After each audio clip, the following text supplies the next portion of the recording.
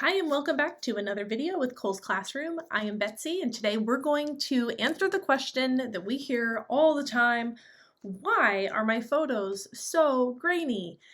If you've ever taken a photo, loved it, and then taken a closer look and realized that there's little speckles all over, little grainy things in your image, and you've wondered why on earth does that happen? Today I'm going to unpack really simple concept about noise and grain in your photos and why it happens. Because I do think that once you understand why it happens, you can take actionable steps to avoid it where possible, but I also want you to understand that a little bit of grain and a little bit of noise is not a deal breaker for your photos. So anytime you'll hear us talk about noise and grain here at Cole's Classroom, you're going to hear us say that it's usually not as big of a deal as you might think or as other people might tell you. So let's talk a little bit about why. Why does this happen? And then after we unpack why, I'm going to just show you a couple of examples. I got out my sweet little puppy and took a couple of photos of her, and I want to show you some examples of exactly what happens with grain and why, and some examples around that. But first, let's go ahead and answer the question around why. Like, why does this happen? Why do I take a photo and end up with something like really speckly when I look really close at it? And the reason really has to do with the way that your camera, whatever kind it is, the way that your camera is able to or not able to process data and information from the light that comes into it. Okay, what does that mean? So let's unpack that a little bit. Usually what you will notice is that grain or noise, oftentimes we use these phrases interchangeably in the photography world. You will notice that in a photo that is grainy, that typically happens when we've had to shoot with a high ISO. And if you know about what ISO is, it's part of the exposure triangle. You've got aperture, you've got shutter speed, and you have ISO. And ISO has to do with your camera sensor's sensitivity to light. And when you raise the ISO, that means you really raise your camera sensor's sensitivity to light so that you're getting as much information as that sensor can handle onto taken in from the light through the lens, processing that data. So when you raise your ISO really high, typically we do that when we don't have very much light, and that's like our last resort. Then we're exposing our sensor and asking our sensor to process as much information as it can, right? But where noise and grain comes into play is that your camera sensor can only process so much information. And all the different models of cameras, everybody's camera is going to be different because your sensor in your camera may be a different size than the sensor in my camera. This is where, when you hear people talk about a full frame camera or a crop sensor or a crop frame camera, that's where those terms come from. They're actually talking about the sensor size. So if you've ever wondered that, that's what it's referring to. So when we have a full frame, that means that it's a larger camera sensor, which means more information is able to be taken in. When you have a crop sensor camera, it's a smaller sensor.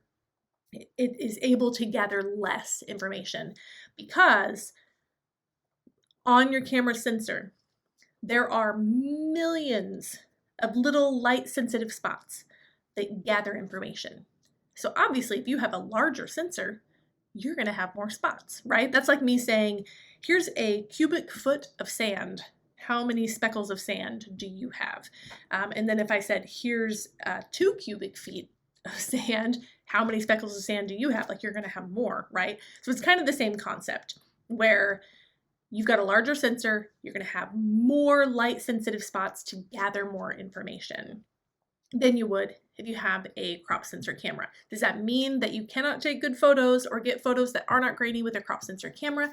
Absolutely not. So don't hear what I'm not saying. It just means that your images at a high ISO will be more prone to grain.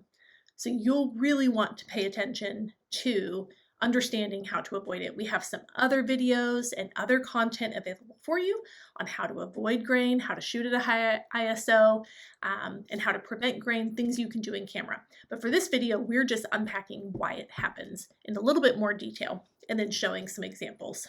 So let's recap. What is grain? What is noise? It's just visual distortion that looks like grainy pixels in a photo. And it usually happens when you are taking images with a high ISO, oftentimes because you don't have very much light, and your camera sensor is trying to gather as much information as it can, but depending on your camera sensor, it may not be able to gather enough data. And so those little grains, those little specks, that is where your camera does not have enough data to process and fill in that image there, or to properly render that tiny little pixel on the image. So we're going to talk about kind of what that looks like. I'm going to show you some examples. I promised you photos of my cute puppy. So here she is. This is Maggie. And so now if you look to the left, you can actually see my other dog, Remy. He decided he wanted in the photo too. So he kind of photobombed, but we'll just ignore that. Okay, so in these photos of Maggie, they look the same. They look like they're exposed the same, right? So this first one was taken with an ISO of 5,000, pretty high. And so it doesn't look bad, right? This was taken with my R6. The R6 is actually really capable of shooting at a high ISO and still producing a really great image. But when I zoom in, you are going to be able to see some of what I'm talking about. The second image was taken with an ISO of 1600. Why do they look the same? Because I adjusted the other settings so that the exposure was the same between them. So let's take a closer look. Now keep in mind, remember, this photo has an ISO of 5,000. So when I zoom in here, you can see, and especially take a look at some of the darker areas where they meet the lighter areas, and you can really see those little speckles. Now, does this make this an unusable image? I don't think so. If I was blowing this up to put it on the side of a bus, maybe, or on the side of a building, maybe, but it doesn't make it unusable. I'm just using this as an example to show you what that looks like. And so you can see that grain does kind of distort just a little bit some of the detail in your image, like her eyes. You know, this technically, it is a sharp photo, but because of the grain, it doesn't look quite as sharp because there's enough noise there, and it also hasn't been processed. But the noise does take away from some of the detail in your photo. Now, when we're looking at it like this, it looks great. Like, would I deliver this to a client? Totally. I absolutely would. But I took these to show you an example. So this photo, let's go ahead and go to this one. Remember that this photo was taken with an ISO of 1600. And if you look there, you can see a lot less grain. There's still grain because 1600 is still a pretty high ISO. But there is still grain there, but overall, it's quite a bit smoother. So let's look between the two. This is the photo at 5,000 ISO. And here's the one at 1600. Still some grain, but it's a lot smoother. And I'm kind of looking over here to the right where we've got this solid color, and you can also look at like the detail in her eye, because on both of these photos my focal point was right here, right over her eye. So just showing you the difference.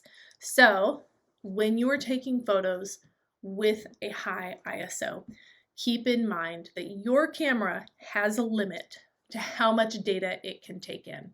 So if we are asking it by taking our ISO way up, we're asking it to take in tons of data and it does not have the capability to do that, or it's not able to process that, you're going to end up with grain.